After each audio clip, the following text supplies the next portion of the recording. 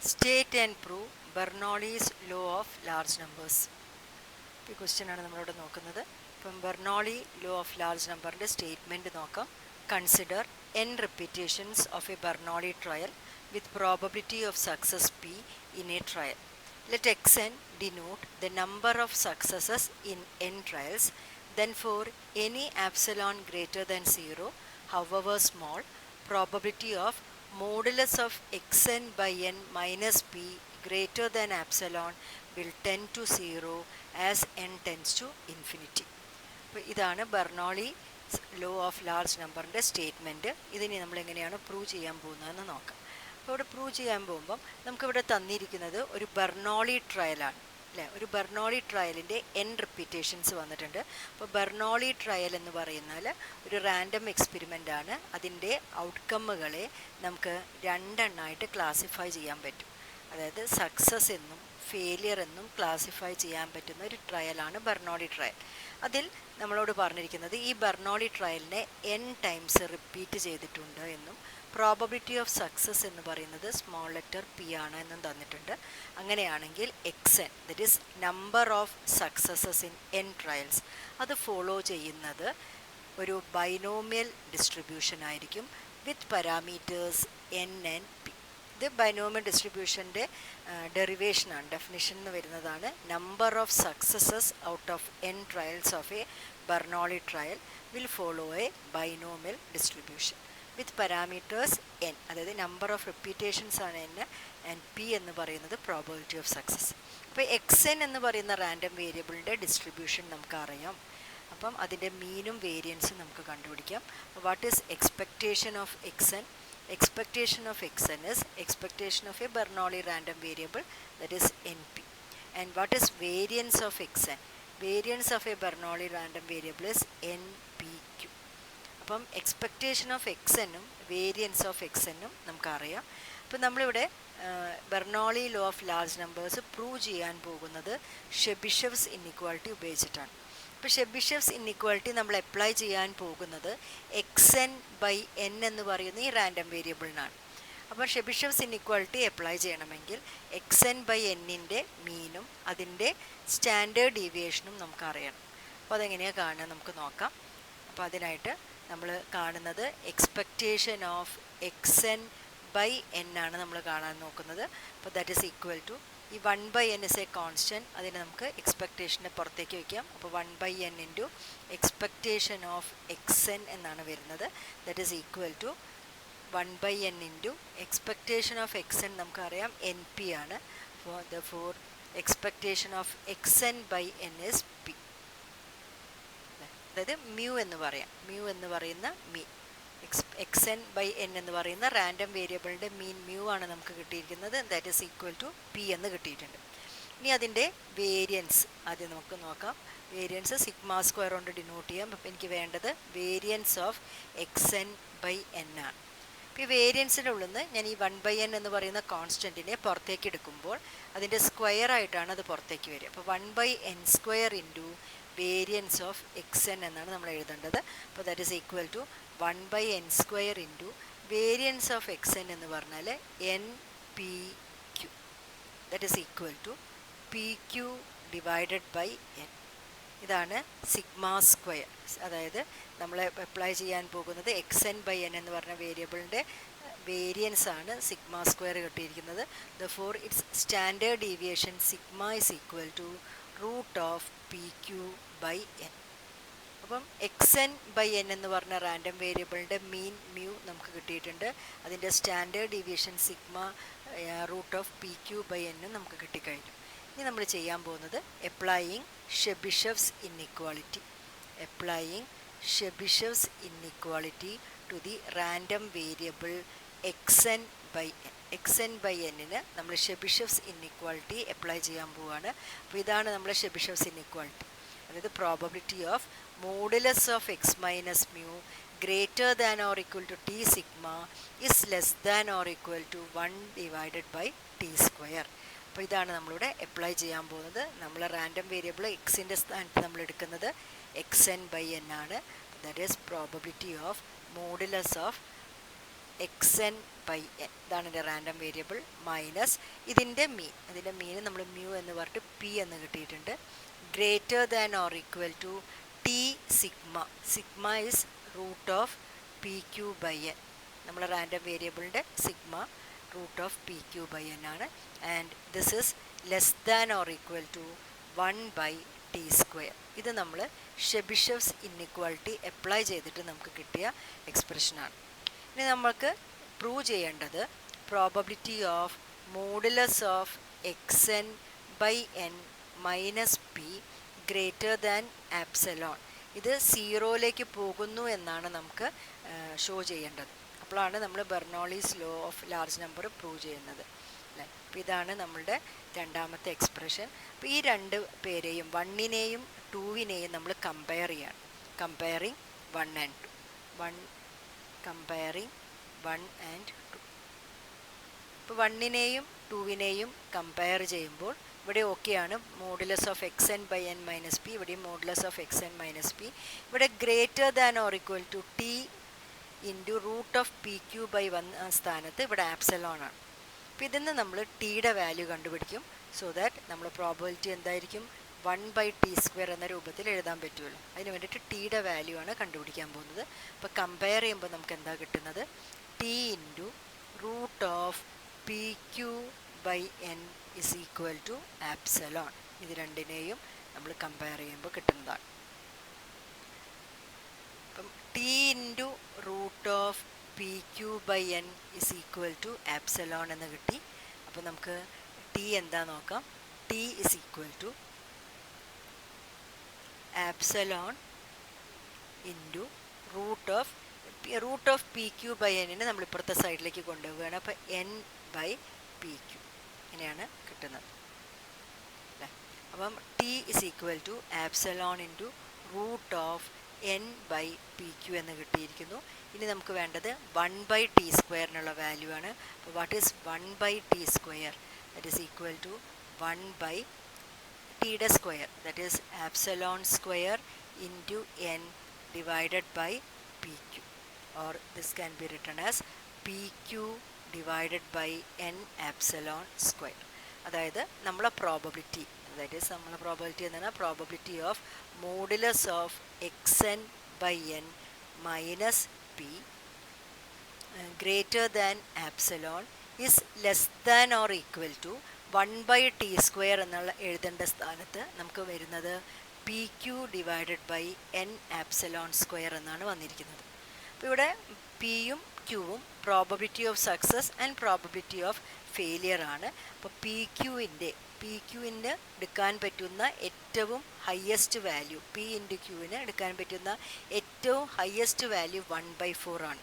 അതായത് P ഹാഫും Q ഹാഫും വരുമ്പോൾ, അല്ലാതെ എടുക്കുന്ന ഏത് പിൻ്റെയും ക്യൂവിൻ്റെയും വാല്യൂസ് എപ്പോഴും 1/4-നെക്കാട്ടും ചെറിയ വാല്യൂസ് ആയിരിക്കും. അപ്പോൾ നമുക്കിവിടെ അറിയുന്ന കാര്യം p q is always less than or equal to 4. അപ്പോൾ this can be written as this is less than or equal to 1/, p ക്യൂവിൻ്റെ സ്ഥാനത്ത് ഞാൻ എന്താ 1/4 എഴുതും. അപ്പോൾ 1/4 എൻ ആപ്സലോൺ സ്ക്വയർ എന്ന് നമുക്ക് എഴുതാം അല്ലേ. അപ്പോൾ ഈ 1/4 എൻ ആപ്സലോൺ സ്ക്വയറിൽ 4ഉം കോൺസ്റ്റൻ്റ് ആണ്, ആപ്സലോണും ഒരു കോൺസ്റ്റൻ്റ് വാല്യൂ ആണ്.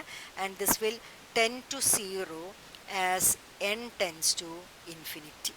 അതായത് നമ്മൾ പറയുന്നത് probability of modulus of xn by n minus P greater than epsilon will tend to 0 as n tends to infinity. അങ്ങനെ നമ്മൾ Bernoulli's law of large numbers prove ചെയ്തിരിക്കുകയാണ്.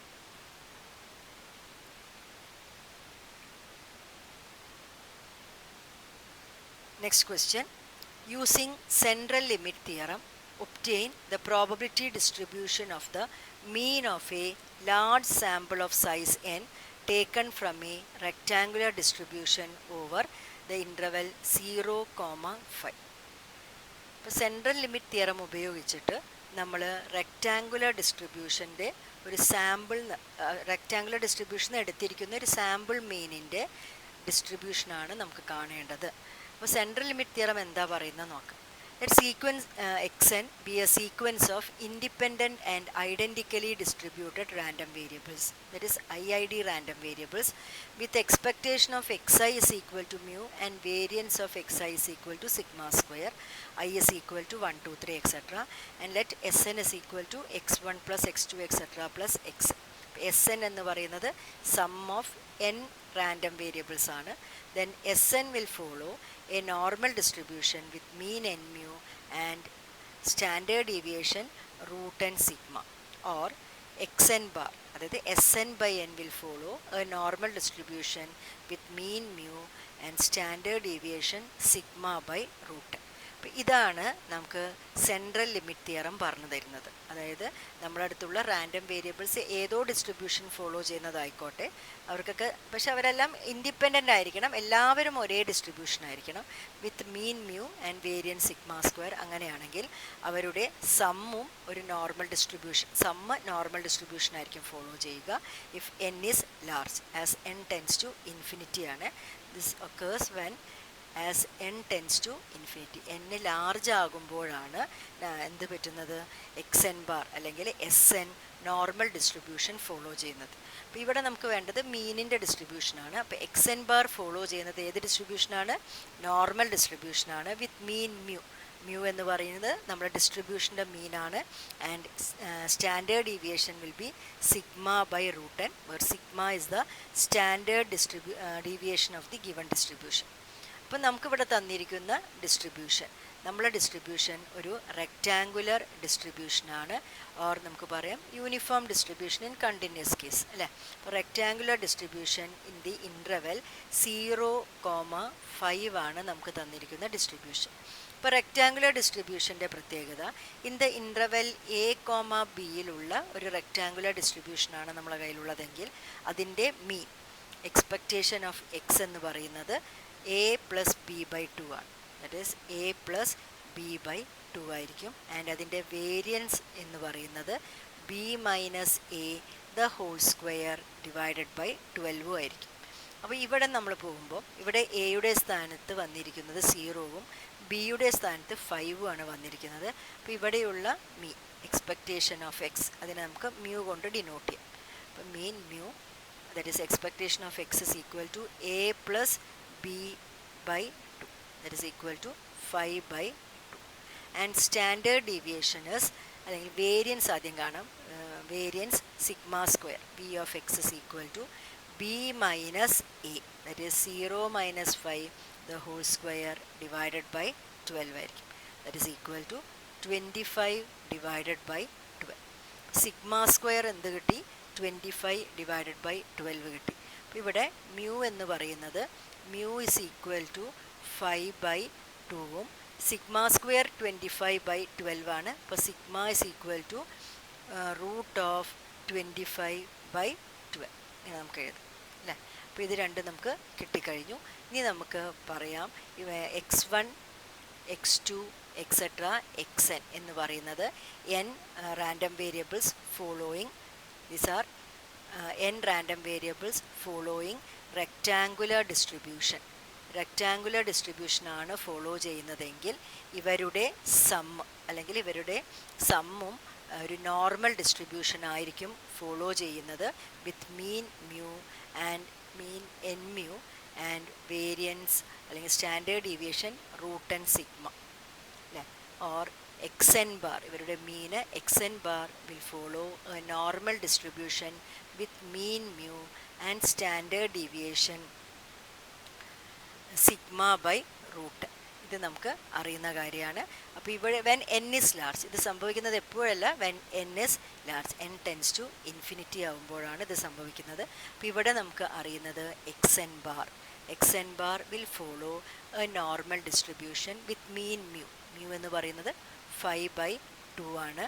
ആൻഡ് സ്റ്റാൻഡേർഡ് ഡീവിയേഷൻ എന്ന് പറഞ്ഞാൽ sigma is 25 by 12 by root N ആണ് അല്ലേ, divided by root N എന്നാണ്. അപ്പോൾ നമുക്കിതിനെങ്ങനെ എഴുതാം, X N bar will follow a normal distribution with mean 5 by 2 and standard deviation root of 25 divided by 12n, അല്ലെങ്കിൽ 5 by root of 12n എന്നും നമുക്ക് മാറ്റി എഴുതാം. This follows a normal distribution with mean 5 by 12 and standard deviation 5 by root of 12n.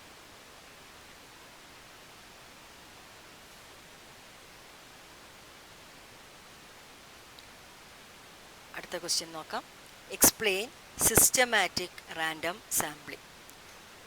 If we can arrange the items of a population in a definite order, say alphabetical, chronological, geographical, etc., systematic sampling can be used.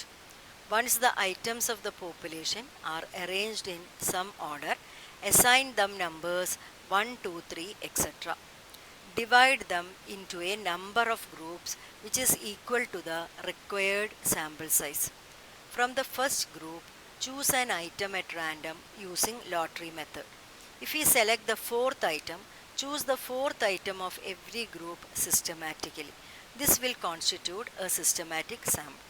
അപ്പോൾ systematic sampling നമ്മൾ ഉപയോഗിക്കുന്നത് നമ്മുടെ പോപ്പുലേഷനെ ഒരു definite ഓർഡറിൽ arrange ചെയ്തിരിക്കുന്ന population ആണെങ്കിലാണ് നമുക്ക് അവിടെ systematic sampling ഉപയോഗിക്കാൻ പറ്റുക. ഒന്നില്ലെങ്കിൽ ആൽഫബറ്റിക്കൽ ഓർഡറിലായിരിക്കാം, അല്ലെങ്കിൽ ക്രോണോളജിക്കൽ, അതായത് ടൈമിൻ്റെ ഓർഡറിലായിരിക്കാം, അല്ലെങ്കിൽ ഏരിയയുടെ ജോഗ്രഫിക്കൽ ഏരിയയുടെ ബേസിസിലുള്ള അറേഞ്ച്മെൻറ്റിൽ ഡാറ്റേനെ അറേഞ്ച് ചെയ്ത് വെച്ചിട്ടുണ്ടെങ്കിൽ അങ്ങനത്തെ പോപ്പുലേഷന് നമ്മൾ നമ്പർ കൊടുക്കുകയാണ് ചെയ്യുന്നത്. 1, 2, 3 എക്സെട്ര എന്ന് പോപ്പുലേഷൻ്റെ സൈസ് വരെ നമ്മൾ നമ്പർ കൊടുക്കുന്നു. എന്നിട്ട് നമ്മളവരെ ഡിഫറെൻറ്റ് ഗ്രൂപ്പുകളായിട്ട് ഡിവൈഡ് ചെയ്യുകയാണ്. എത്രയാണോ എനിക്ക് സാമ്പിൾ സൈസ് വേണ്ടത് അത്ര ഗ്രൂപ്പുകളായിട്ട് ആ പോപ്പുലേഷനെ നമ്മൾ ഡിവൈഡ് ചെയ്യുകയാണ്. അങ്ങനെ ഡിവൈഡ് ചെയ്തിരിക്കുന്ന പോപ്പുലേഷനിൽ ആദ്യത്തെ ഗ്രൂപ്പിൽ നിന്ന് നമ്മളൊരു ഐറ്റത്തിനെ നമ്മളൊരു സിമ്പിൾ റാൻഡം സാമ്പിളിംഗ് മെത്തേഡ് ഉപയോഗിച്ചിട്ട് നമ്മൾ സെലക്ട് ചെയ്യുന്നു. ലോട്ടറി മെത്തേഡോ ഏതെങ്കിലും മെത്തേഡ് ഉപയോഗിച്ചിട്ട് ഫസ്റ്റ് ഗ്രൂപ്പിൽ നിന്ന് ഒരു ഐറ്റത്തിനെ സെലക്ട് ചെയ്യുന്നു. അപ്പോൾ അതിപ്പം ഫോർത്ത് ഐറ്റം ആണെങ്കിൽ എല്ലാ ഗ്രൂപ്പിലത്തെയും ഫോർത്ത് ഐറ്റം ആയിരിക്കും എൻ്റെ സാമ്പിളിലേക്ക് വരുന്നത്. അത്തരം മെത്തേഡിനെയാണ് നമ്മൾ സിസ്റ്റമാറ്റിക് സാമ്പിളിംഗ് എന്ന് പറയുന്നത്. For example, if we want to select a systematic sample of 100 students from a group of 1000, first arrange the students alphabetically. Now assign them serial numbers 1, 2, 3 up to 1000. Divide them into 100 groups of size 10. From first group, choose a student at random. If we choose the 7th student from the first group, then choose the 7th student of every group. That means we will have to choose 7th, 17th, 27th, etc. 997th student respectively into the sample. Next question. If F follow a F distribution with parameter n1, n2, show that 1 by F follows an F distribution with parameter n2, n1. അപ്പോൾ ഇതാണ് നമ്മളിവിടെ prove ചെയ്യാൻ പോകുന്നത്.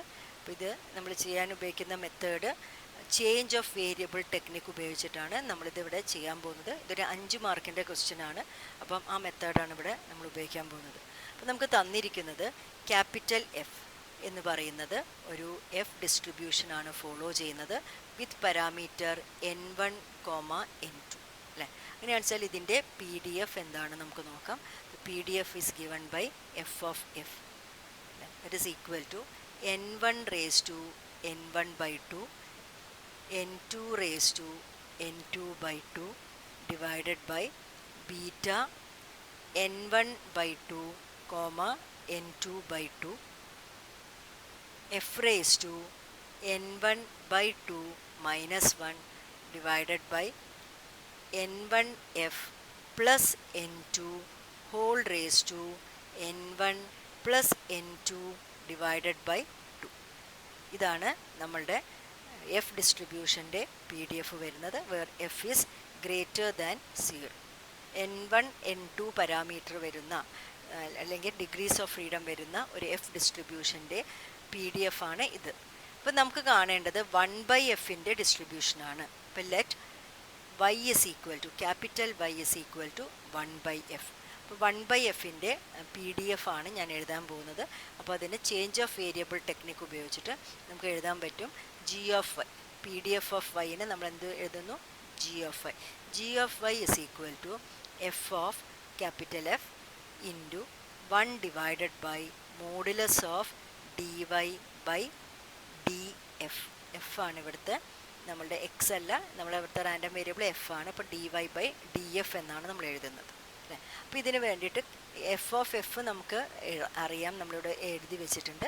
ഇനി നമുക്ക് dy/df നമുക്ക് കണ്ടുപിടിക്കണം. അപ്പോൾ y is equal to 1/f. What is dy/df? അതായത് 1/fനെ നമ്മൾ with respect to F differentiate ചെയ്യുകയാണ്. അപ്പോൾ ഡിഫറൻഷ്യേറ്റ് ചെയ്യുമ്പോൾ നമുക്ക് -1/f² എന്നാണ് കിട്ടുന്നത് അല്ലേ. അതായത് ഇപ്പം നമ്മൾ y is equal to 1/x ആണെങ്കിൽ നമുക്കറിയാം dy/dx എന്ന് പറഞ്ഞാൽ നമ്മൾ എന്താ എഴുതുക? -1/x² എന്നാണ് എഴുതുക. അപ്പോൾ ഇവിടെ dy/df എന്താണ്? -1/f². എനിക്ക് വേണ്ടത് മോഡുലസ് ഓഫ് dy/df ആണ്. മോഡുലസ് എടുക്കുമ്പോൾ നെഗറ്റീവ് സൈൻ പോയി കിട്ടും. 1/f². ഇതാണ് മോഡുലസ് ഓഫ് dy/df നമുക്ക് കിട്ടുന്നത്. അപ്പം നമുക്ക് g ഓഫ് yനെ നമുക്ക് എങ്ങനെ എഴുതാം? f of f into 1/dy/df. അപ്പം g of y is equal to f of f നമ്മളെടുത്ത് എഴുതുന്നു. What is f of f? n1 raise to, ഇതാണ് നമ്മളുടെ f ഓഫ് എഫിൻ്റെ പാർട്ട് എഴുതി, ഇൻറ്റു 1/, മോഡുലസ് ഓഫ് dy/df ആണ് എഴുതുന്നത്. അപ്പോൾ 1/1/f². ഇതാണ് നമ്മൾ എഴുതുന്നത് അല്ലേ.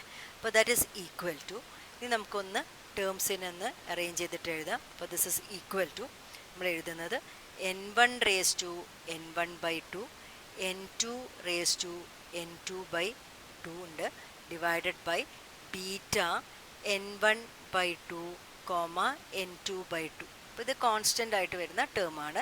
പിന്നെ നമ്മളിനി എഴുതാൻ പോകുന്നത് എഫ് ആണ് അല്ലേ. എഫിൻ്റെ ടേംസിലാണ് എഴുതുന്നത്. പക്ഷെ നമ്മൾ എഴുതുന്നത് ഇവിടെ y എന്ന് പറയുന്ന റാൻഡം വേരിയബിളിൻ്റെ PDF ആണ്. അപ്പോൾ വൈൻ്റെ PDF ഏതിൻ്റെ ടേംസിലായിരിക്കണം? വൈൻ്റെ ടേംസിലായിരിക്കണം അല്ലേ. അപ്പോൾ വാട്ട് ഈസ് y? y എന്ന് പറഞ്ഞാൽ 1/f ആണ് നമുക്കറിയാം. അപ്പോൾ what is f in terms of y? Then f is equal to 1/y. അതായത് നമ്മളിനി ചെയ്യാൻ പോകുന്നത് ഈ PDF-ൽ എഫ് വരുന്ന സ്ഥാനത്തെല്ലാം അതിനെ വൈൻ്റെ ടേംസിൽ എഴുതുകയാണ്. അതായത് 1/y കൊണ്ട് റീപ്ലേസ് ചെയ്യുകയാണ്. കാരണം F is equal to 1/y ആണ്. അപ്പോൾ ഇവിടെ f റേസ് ടു n1/2 -1 എന്നുള്ളതിന് ഞാൻ എങ്ങനെ എഴുതുന്നു? 1/y റേസ് ടു n1/2 -1 എന്ന് എഴുതുന്നു, ഡിവൈഡഡ് ബൈ n1f, അതായത് n1 into 1/y plus n2 whole raise to n1 plus n2/2 into 1 divided by 1/f². It is 1 divided by 1/f is y. അപ്പം 1/f² is y². അപ്പം ഇങ്ങനെ എഴുതുന്നു.